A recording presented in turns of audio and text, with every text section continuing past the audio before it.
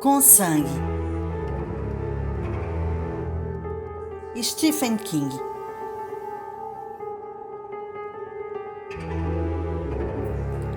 O telefone do Sr. Harrigan.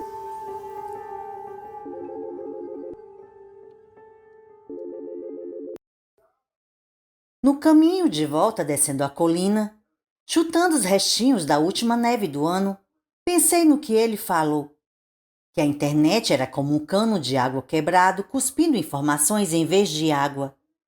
Isso também era verdade sobre o notebook do meu pai, sobre os computadores da escola e os de todo o país. Do mundo, na verdade. Apesar de o iPhone ainda ser tão novo para ele que ele mal sabia como ligar, o Sr. Harrigan já tinha entendido a necessidade de consertar o cano quebrado se os negócios, ao menos da forma como ele os conhecia, fossem continuar do jeito que sempre tinham sido. Não tenho certeza, mas acho que ele previu o paywall 1 ano ou 2 antes de ser criado. Eu não sabia na época, tanto quanto não sabia como contornar as operações restritas, o que passou a ser conhecido como jailbreak. Os paywalls foram criados, mas as pessoas já tinham se acostumado a receber as coisas de graça e ficaram ressentidas de pedirem para que pagassem. As pessoas que davam de cara com o paywall do New York Times iam para sites como o Huffington Post, normalmente bem irritados, apesar de a notícia não ser tão boa. Exceto, claro, se você queria aprender sobre um desenvolvimento da moda conhecido como side boob, aquele tipo de roupa em que o ladinho dos seios aparecia. O Sr. Harrigan estava totalmente correto a esse respeito. Depois do jantar naquela noite, quando a louça estava lavada e guardada, meu pai botou o notebook na mesa. Encontrei uma coisa nova. É um site chamado Previews.com, para a gente ver atrações que ainda vão estrear. É mesmo? Vamos ver umas. Durante meia hora, nós vimos trailers de filmes que normalmente teríamos que ir ao cinema para ver. O Sr. Harrigan teria arrancado os cabelos. O pouco que restava deles. Ao voltar da casa do Sr. Harrigan naquele dia de março de 2008, eu tinha quase certeza de que ele estava errado sobre uma coisa. Acho que não vou usar muito, ele dissera. Mas eu reparei na expressão do rosto dele quando vi o mapa mostrando os fechamentos da Coffee Co. e a rapidez com que usou o novo telefone para ligar para uma pessoa em Nova York. A combinação de advogado e gerente de negócios dele. Descobri depois, não o corretor da bolsa. E eu estava correto. O Sr. Harrigan usou bastante o telefone. Ele parecia uma tia velha solteira que toma um gole de conhaque para experimentar depois de 6 anos de abstinência e se torna uma alcoólatra refinada quase da noite para o dia. Em pouco tempo, o iPhone estava sempre na mesa ao lado da poltrona favorita dele quando eu ia lá à tarde. Só Deus sabe para quantas pessoas ele ligou. Mas sei que ele me ligava quase todas as noites para fazer uma pergunta ou outra sobre a capacidade da nova aquisição. Uma vez ele disse, e eu nunca esqueci, que era como uma escrivaninha xerife antiga, cheia de gavetinhas e nichos, e cantinhos fáceis de passarem despercebidos. Ele encontrou a maioria dos nichos e cantinhos sozinho, com a ajuda de várias fontes da internet. Mas eu o ajudei, ou facilitei, poderíamos dizer, no começo. Quando ele me contou que odiava o xilofone irritante que tocava quando ele recebia uma ligação, mudei para um trecho de Tammy Wynette cantando Stand By Your Man. O Sr. Harrigan achou hilário. Mostrei a ele como botar o celular no silencioso, para que não o incomodasse quando ele tirasse o cochilo da tarde, como programar o alarme e como gravar uma mensagem quando ele não estivesse com vontade de atender. A dele foi um modelo de brevidade. Não posso atender agora. Retorna a ligação se parecer adequado. Ele começou a desligar a linha fixa quando ia tirar o cochilo diário, e reparei que estava deixando assim cada vez mais. Ele me enviava mensagens de texto que 10 anos atrás chamávamos de IM. Tirava fotos de cogumelos no campo atrás da casa e as enviava por e-mail para que fossem identificados. Fazia anotações na função Notas e descobriu os vídeos dos artistas country favoritos. Desperdicei 1 hora da linda luz de verão hoje de manhã vendo vídeos do George Jones. Ele me contou em um dado momento daquele ano, com uma mistura de vergonha e um orgulho esquisito. Perguntei a ele uma vez por que não comprava um notebook. Ele poderia fazer tudo o que aprendeu a fazer no celular, mas numa tela maior poderia ver Porter Wagoner em toda a sua glória coberta de pedrarias. O Sr. Harrigan só balançou a cabeça e riu. Vá de retro, Satanás. Parece que você me ensinou a fumar maconha e gostar, e agora está dizendo: se você gosta de maconha, vai gostar muito de heroína. Não é mesmo, Craig? Isso já basta para mim. Ele bateu no telefone com carinho, como se bateria de leve em um animalzinho adormecido. Um cachorrinho, digamos, que foi finalmente treinado. Nós lemos Mas Não Se Matam Cavalos no outono de 2008. E quando o Sr. Harrigan fez uma pausa no começo de uma tarde, ele disse que todas aquelas maratonas de dança eram exaustivas, nós fomos para a cozinha, onde a Sra. Grogan tinha deixado um prato de biscoitos de aveia. O Sr. Harrigan andou devagar, apoiado em 2 bengalas. Fui atrás, torcendo para conseguir segurá-lo se ele caísse. Ele se sentou com um grunhido e uma careta e pegou uns 2 biscoitos. Essa bendita Edna, disse ele. Eu amo essas coisas, e elas fazem o intestino funcionar. Pega um copo de leite para mim e para você, por favor, Greg. Quando fui pegar, a pergunta que eu vivia esquecendo de fazer voltou. Por que o senhor veio morar aqui, Sr. Harrigan? O senhor podia morar em qualquer lugar. Ele pegou o copo de leite e fez um gesto de brinde, como sempre fazia. E o imitei, como sempre fazia. Onde você moraria, Greg? Se pudesse, digamos, morar em qualquer lugar. Acho que em Los Angeles, onde se fazem os filmes. Eu poderia começar carregando equipamentos e ir subindo na vida. Nesse momento, contei a ele um grande segredo. Talvez eu pudesse escrever para o cinema. Achei que ele fosse rir, mas ele não riu. Bom, acho que alguém tem que fazer isso. E por que não você?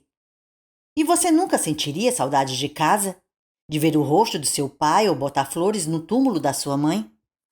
Ah, eu voltaria, falei. Mas a pergunta e a menção à minha mãe me fez hesitar.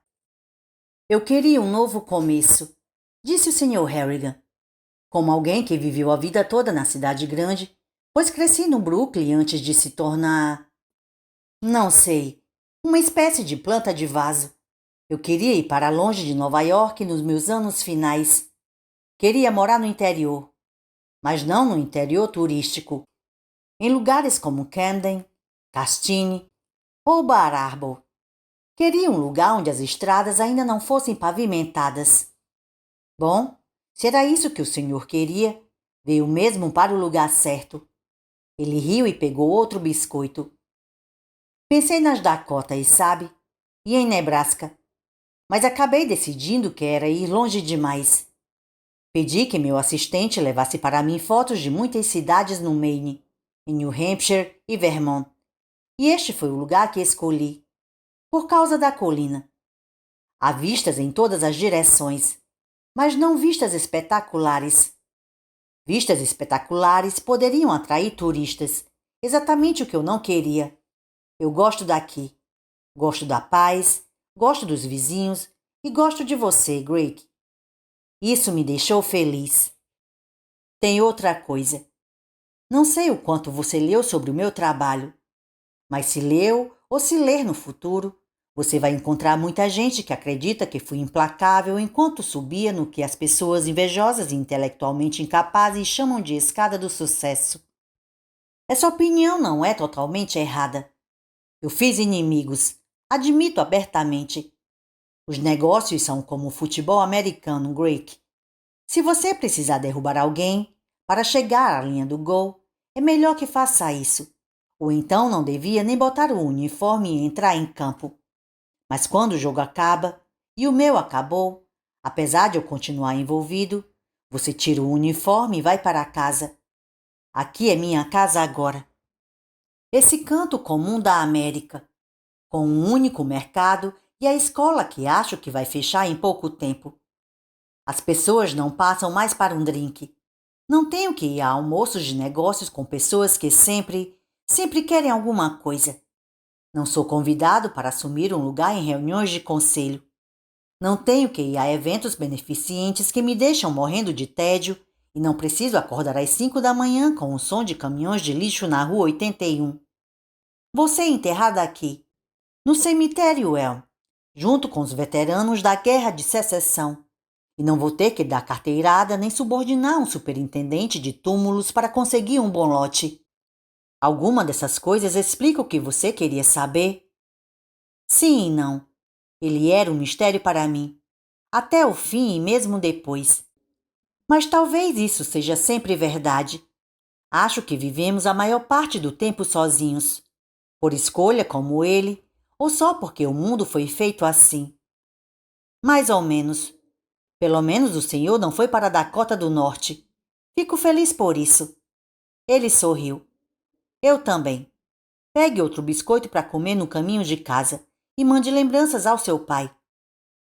Com uma base tributária cada vez menor que não conseguia mais sustentá-la, nossa pequena escola de 6 salas da Harlow fechou mesmo em junho de 2009 e me vi diante da perspectiva de fazer o 8º ano do outro lado do rio Androscoggin, na Gate Falls Middle, com mais de 70 colegas em vez de só 12.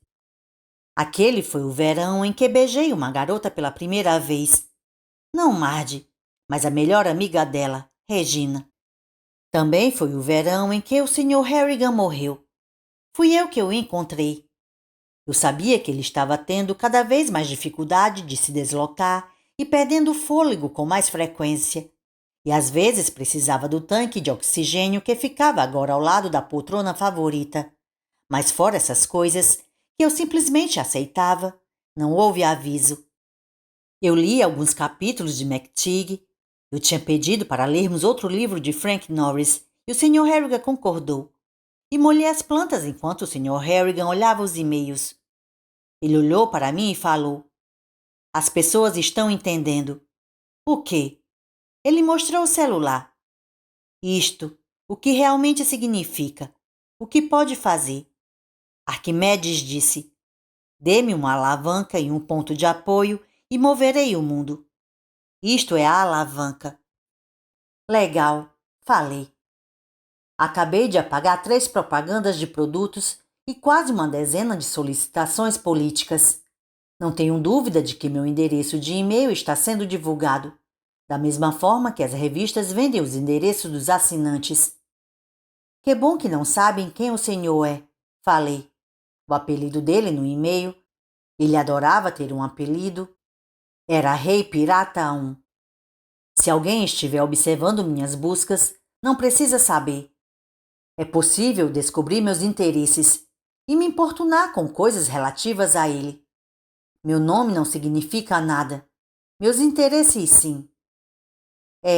Spam é irritante. Falei e fui para a cozinha esvaziar o regador e guardá-lo no quartinho. Quando voltei, o Sr. Harrigan estava com a máscara de oxigênio sobre a boca e o nariz e estava respirando fundo. O senhor pegou isso com o médico? Perguntei. Ele prescreveu? Ele tirou a máscara do rosto e disse: Não tenho um médico. Homens de 80 e tantos anos podem comer toda a carne moída que quiserem e não precisam mais de médicos, a não ser que tenham câncer. Nesse caso, o médico é útil para receitar remédios para a dor. A mente dele estava em outro lugar. Você já pensou na Amazon, Greg? A empresa, não o rio. Meu pai comprava coisas na Amazon às vezes. Mas não, eu nunca tinha pensado na empresa. Falei isso para o Sr. Harrigan. Ele apontou para o exemplar de McTeague da Modern Library. Isto veio da Amazon. Pedi com meu celular e meu cartão de crédito. Essa empresa era só de livros. Era pouco maior que uma empresa familiar, na verdade. Mas em pouco tempo pode se tornar uma das maiores e mais poderosas corporações dos Estados Unidos. O logo vai ser tão onipresente quanto o emblema da Chevrolet nos carros ou isto nos nossos celulares. Ele ergueu o dele e mostrou a maçã mordida. Spam é irritante? É. Está se tornando a barata do comércio americano, procriando e correndo para todo canto? Está. Por que o spam funciona, Greg? Puxa o arado. No futuro não muito distante, o spam poderá decidir eleições. Se eu fosse um homem mais jovem, pegaria esse fluxo de rendas pelas bolas. Ele fechou uma das mãos. Só conseguia fazer um punho frouxo por causa da artrite, mas eu entendi a ideia. E apertaria. A expressão que surgiu nos olhos dele foi uma que eu às vezes via. A que me deixava feliz por não estar na lista de desafetos dele. Você ainda vai estar por aqui por muitos anos. Falei alegremente, alheio ao fato de que estávamos tendo nossa última conversa. Talvez sim, talvez não. Mas quero dizer de novo como eu estou feliz de você ter me convencido a ficar com isto. Me deu algo em que pensar. E quando não consigo dormir à noite, é uma boa companhia. Fico feliz. Falei e estava mesmo. Tenho que ir. Nos vemos amanhã, Sr. Harrigan. Eu o vi mesmo, mas ele não me viu. Entrei pela porta lateral, como sempre fazia, chamando. Oi, Sr. Harrigan. Cheguei. Não houve resposta. Concluí que ele devia estar no banheiro. Eu esperava que ele não tivesse caído lá dentro, porque era o dia de folga da Sra. Grogan. Quando entrei na sala e o vi sentado na poltrona, com o tanque de oxigênio no chão, o iPhone MacTig na mesinha ao lado, eu relaxei. Só que o queixo dele estava apoiado no peito e ele tinha caído um pouco para um lado. Parecia estar dormindo. Se estava, era a primeira vez tão no fim da tarde. Ele cochilava por 1 hora depois do almoço e, na hora que eu chegava, sempre estava animado e ansioso. Dei um passo mais para perto e vi que os olhos dele não estavam completamente fechados. Eu via o arco inferior da íris, mas o azul não parecia mais tão vivo. Estava enevoado, desbotado. Comecei a sentir medo. Sr. Harrigan? Nada. As mãos retorcidas estavam frouxas no colo. Uma das bengalas ainda estava encostada na parede, mas a outra estava no chão, como se ele tivesse tentado pegá-la e derrubado. Percebi que dava para ouvir o chiado da máscara de oxigênio, mas não da respiração dele. Um som com o qual eu tinha me acostumado tanto que raramente me dava conta. Sr. Harrigan, está tudo bem? Dei mais 2 passos e estiquei a mão para acordá-lo com um sacolejo, mas puxei a mão de volta. Eu nunca tinha visto uma pessoa morta, mas achei que podia estar vendo naquele momento.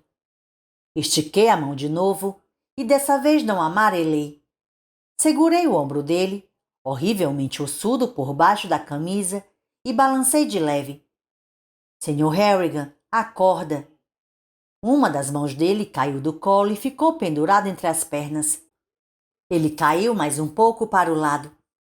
Percebi que conseguia ver as pontas amareladas dos dentes por entre os lábios. Ainda assim, eu achava que precisava ter certeza absoluta de que ele não estava só inconsciente ou desmaiado antes de chamar alguém. Eu tinha uma lembrança, breve mas intensa, da minha mãe lendo para mim a história do menininho que mentiu sobre a presença dos lobos na floresta. Fui para o banheiro do corredor, o que a Sra. Grogan chamava de lavabo, com uma sensação estranha nas pernas, como se não estivesse sentindo nada, e voltei com o espelhinho de mão que o Sr. Harrigan deixava numa prateleira. Segurei na frente do nariz e da boca dele. Não ficou embaçado pelo calor da respiração. Nessa hora, eu soube, se bem que, pensando melhor, eu tenho certeza de que já sabia quando a mão caiu no colo e ficou pendurada entre as pernas. Eu estava na sala com um homem morto. E se ele esticasse a mão e me segurasse? Claro que ele não faria isso. Ele gostava de mim. Mas me lembrei da expressão nos olhos dele quando ele disse, no dia anterior, quando ainda estava vivo, que se fosse um homem mais jovem, pegaria esse novo fluxo de renda pelas bolas e apertaria. e a forma como ele fechou a mão para demonstrar. Você vai encontrar muita gente que acredita que fui implacável, dissera ele. Pessoas mortas não esticavam a mão e seguravam outras pessoas fora dos filmes de terror. Eu sabia. Pessoas mortas não eram nada. Mas fui para longe dele mesmo assim enquanto tirava o celular do bolso da calça.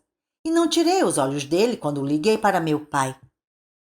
Meu pai disse que eu devia estar certo, mas mandou uma ambulância só por garantia. Quem era o médico do Sr. Harrigan? Eu sabia. Falei que ele não tinha. E bastava olhar para os dentes dele para ter certeza de que ele também não tinha um dentista. Eu falei que esperaria. E esperei. Mas fiz isso do lado de fora. Antes de ir, pensei em pegar a mão caída e botar de volta no colo. Quase fiz isso, mas não consegui tocar nele no fim das contas. A mão estava fria. Então, peguei o iPhone. Não foi roubo. Acho que foi pela dor, porque a perda dele estava começando a ficar clara para mim. Eu queria algo que fosse dele, uma coisa que importasse. Acho que aquele foi o maior funeral que já aconteceu na nossa igreja, e o cortejo mais longo até o cemitério, quase todo feito de carros alugados. Havia gente local lá, claro. Inclusive Pete Postwick, o jardineiro, e Gary Smiths, que fez a maior parte do serviço na casa dele. E ficou rico com isso, tenho certeza. E a senhora Grogan, a empregada. Outras pessoas da cidade, porque muita gente gostava dele em Harlow, mas a maioria dos presentes, caso estivesse mesmo de luto, e não só presentes para ter certeza de que o Sr. Harrigan estava morto de verdade, era de empresários de Nova York. Não havia familiares. Ninguém. Zero. Nada. Nem mesmo uma sobrinha ou um primo de segundo grau. Ele não se casou.